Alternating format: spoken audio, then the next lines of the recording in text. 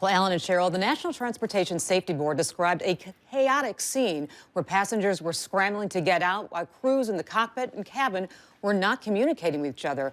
Despite this, the NTSB chairman praised the crews because at the end of the day, everybody got off the plane alive. It was 180 seconds of pure pandemonium. With the right engine on fire, passengers aboard American Airlines Flight 383 screamed and headed to the aircraft's exits. It was anything but an orderly evacuation. During the chaos, there was no communication between the flight attendants and the pilots. As a result, the flight attendants initiated the evacuation with the left engine still running. The one seriously injured passenger was blown over by jet blast from that engine. While there were dozens of injuries, no one died in the October 28, 2016 incident. The Miami-bound flight was about to take off from O'Hare when its right engine exploded. Today, the National Transportation Safety Board concluded a very rare failure in a disc within the engine caused it to break apart. Stay seated, jump inside.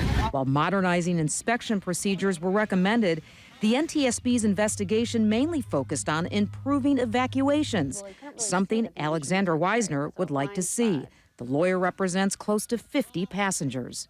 The best way to prevent panic is to have an orderly system for evacuation, to have the flight crew in control, to have the flight attendants in control, neither of which occurred here. With smoke filling the cabin, 2 flight attendants had difficulty reaching the cockpit using the plane's new, more complicated interphones.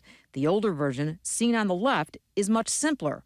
In a smoke-filled environment with pandemonium, you have to turn it over, read it, look at the number, and then turn it back over and dial the correct number. The NTSB also blames passengers for failing to follow flight attendant instructions to leave carry-on luggage behind in order to speed up the evacuation. Let me also say a word to the flying public.